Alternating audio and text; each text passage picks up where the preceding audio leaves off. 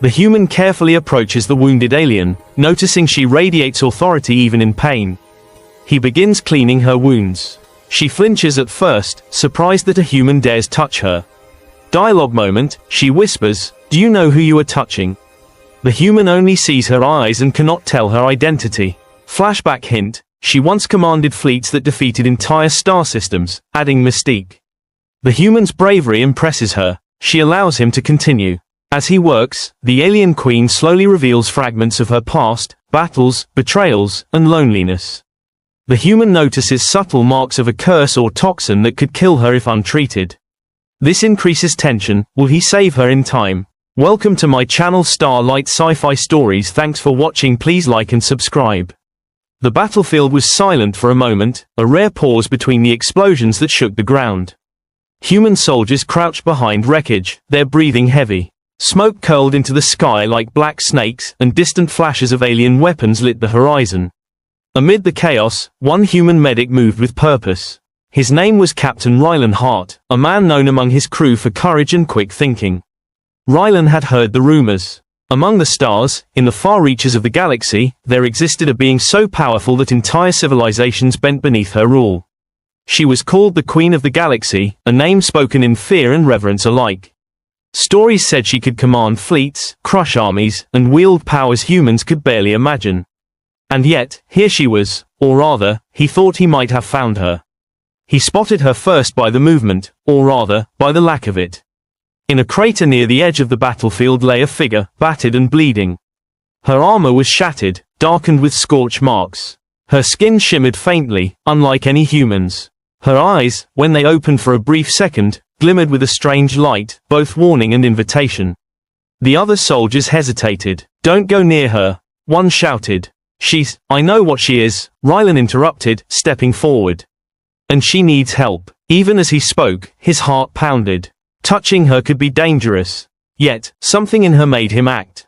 Perhaps it was curiosity, perhaps honor. Perhaps it was simply that no human could stand idly by someone in pain. He knelt beside her. The closer he got, the more he realized how otherworldly she was. Her wounds were unlike anything he had ever seen. Blue burns scorched her skin, deep enough to reach muscle but not bone. Her breathing was shallow. A faint hum, like energy leaking from her body, surrounded her. "Can you hear me?" Rylan asked softly. Her eyelids fluttered. "Do you know what you are touching?" she whispered, her voice barely audible but sharp, like a blade made of ice and fire. Rylan froze. His mind raced. Queen of the Galaxy, could this be her? But he didn't falter. "I'm helping you," he said calmly. "That's all that matters right now." Her gaze locked on his. The light in her eyes seemed to measure him, weigh him. And then, to his surprise, she allowed him to continue. He cleaned her wounds with the sterile kits he carried, careful not to touch any part that might provoke her. She flinched at first, and a low hum of warning escaped her throat. Yet she remained still, watching him with an intensity that made Rylan's skin crawl. I have healed warriors far stronger than you," she said, her voice low.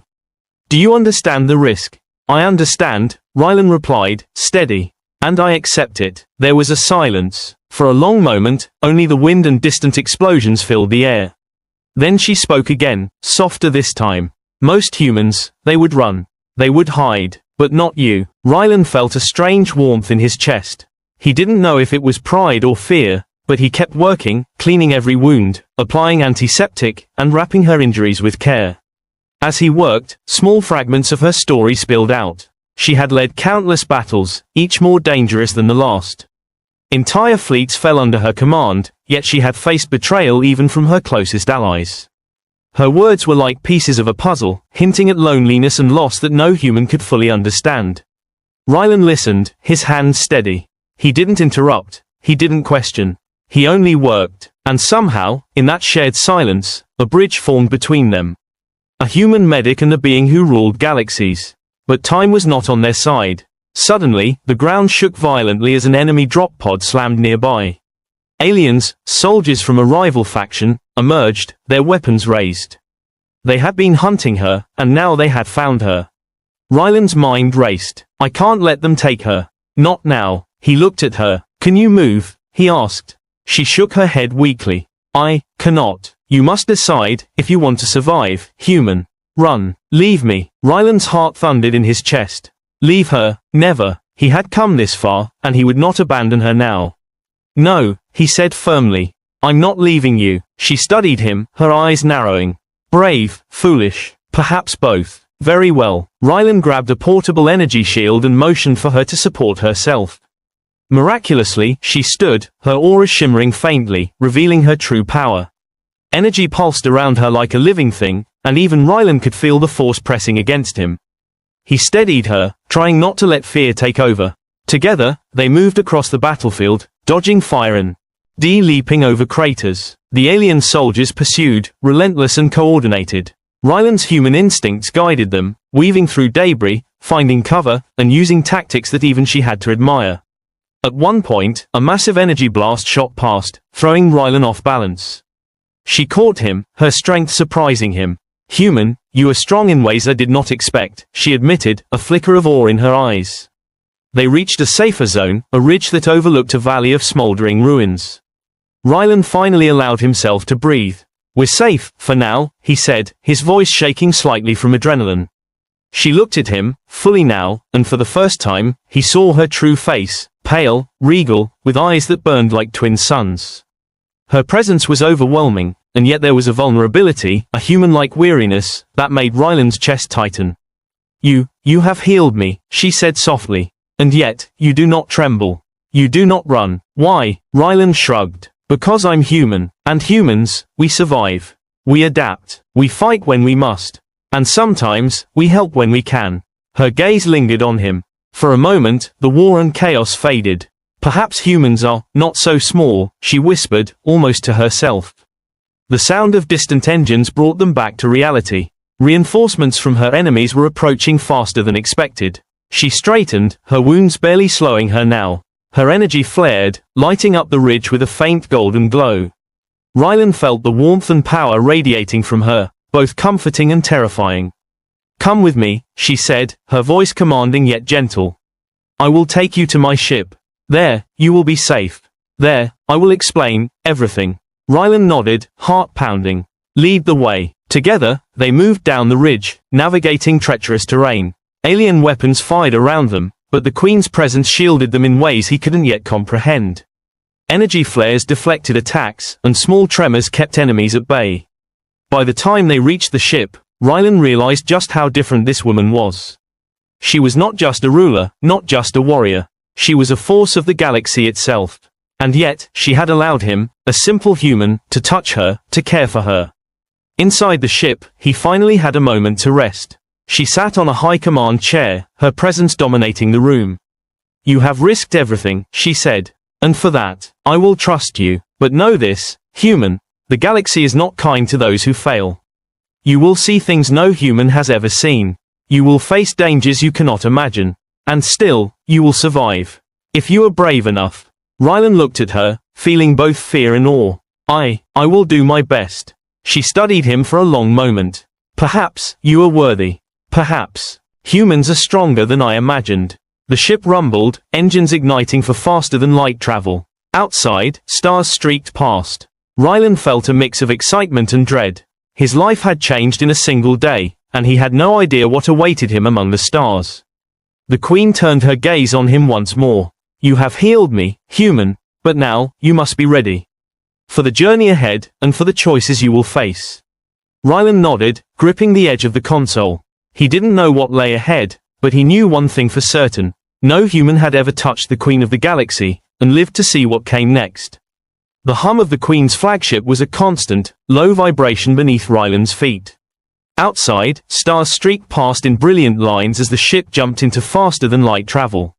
The human sat quietly, still trying to process what had happened.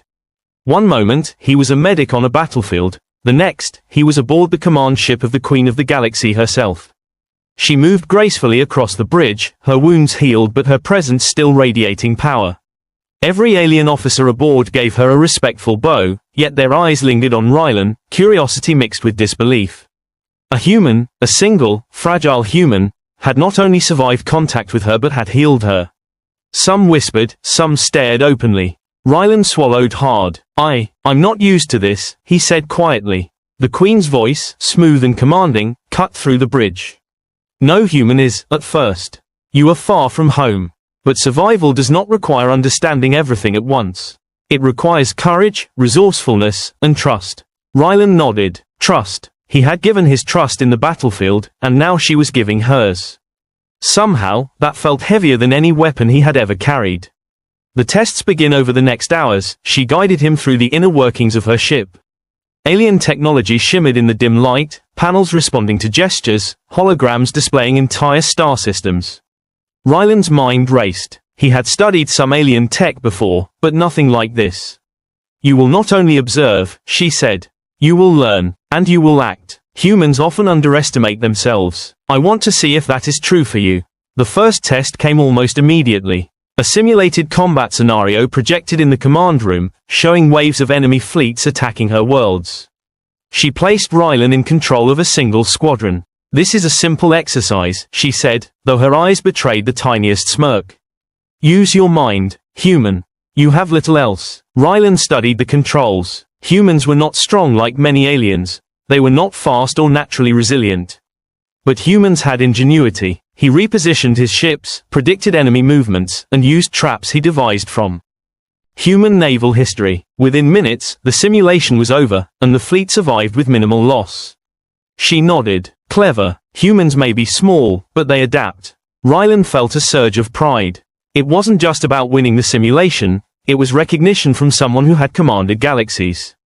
Bonding amid the stars as the hours passed, small, unexpected moments drew them closer. The Queen allowed him to share meals. Though alien in taste, he tried, and she observed quietly, occasionally smiling at his reactions. You find joy in simple things, she said one evening as they watched a distant nebula from the observation deck. I had forgotten that feeling. Ryland shrugged, embarrassed. Sometimes, it's all we have. You see, humans, we make the best of what we get. Her eyes softened, and he noticed a flicker of warmth behind the regal mask. Even the Queen of the Galaxy, he realized, was not immune to loneliness. Even beings of immense power needed companionship. The enemy strikes then, without warning, alarms blared across the ship. Ryland's heart leaped into his throat. What's happening? The Queen's voice was calm but tense. A strike team. My enemies know we are here. They hope to capture me. Or kill me. Or both. Ryland followed her to the command center. Outside, small vessels zipped toward the flagship, moving with precision and aggression. Her fleet was outnumbered, and the enemy had clearly studied her strategies. Ryland, she said, voice sharp, you will act. Use what you have learned. He nodded. The human mind thrived under pressure. He coordinated the ship's defenses, calculated trajectories, and even suggested strategies no alien commander had considered. Mines, decoys, and precision strikes worked in combination, and the enemy began to falter. The Queen watched him closely, impressed. You may be small, she murmured, but you think like no human I have known.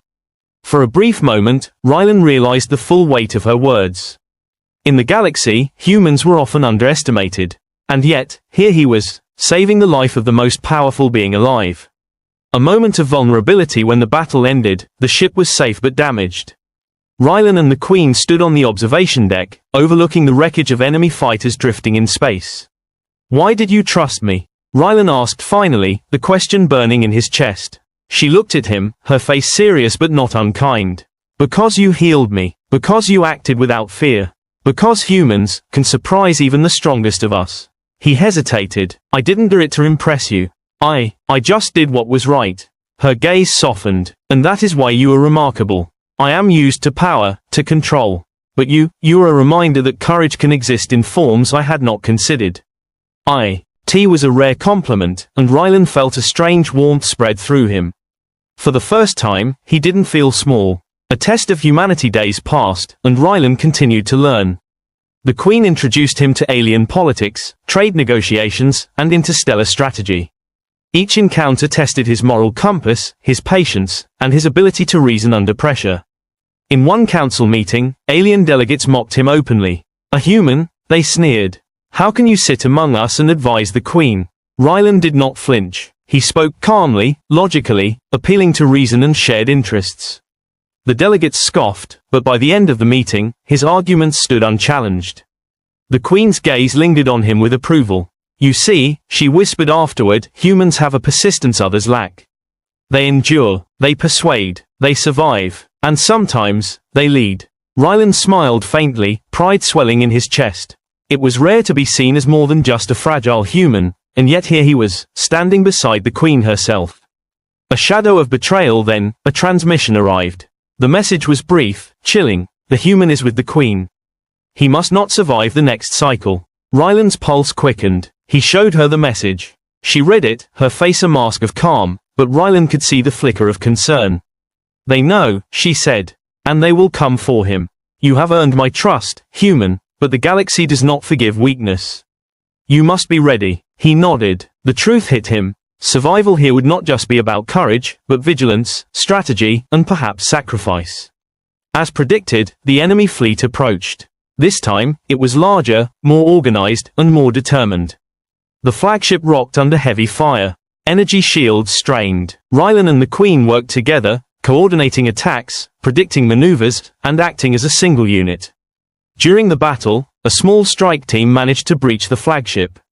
Ryland fought alongside alien guards, using quick thinking and improvised weapons. The Queen unleashed her full power, sending shockwaves of energy that shattered enemy vessels. Yet, she did not simply destroy them. She allowed Ryland to act, to make decisions that saved lives. It was a true test, not just of strength, but of trust, courage, and ingenuity. When the battle ended, silence returned. The flagship was damaged, but the enemy had been defeated. Ryland stood beside the Queen, exhausted, wounded slightly, but alive. She studied him closely. You have done more than survive, she said. You have proven that humans, though small and fragile, are capable of greatness beyond imagining. Ryland swallowed. I just did what I had to do. No, she replied. You did more than that. You have shown that even the smallest being can touch the hearts of stars. Resolution and new beginnings. The stars stretched endlessly outside the observation deck. Ryland looked at the Queen, no longer just a ruler of galaxies, but a being with depth, with emotion, with vulnerability. He realized that this journey had changed him forever. He was no longer merely a human medic, he was a participant in the vast galaxy, recognized by one of its greatest powers. The Queen's voice broke his thoughts. Ryland, this is only the beginning. The galaxy is vast, full of challenges, wonders, and dangers. But I believe humans can rise to meet them.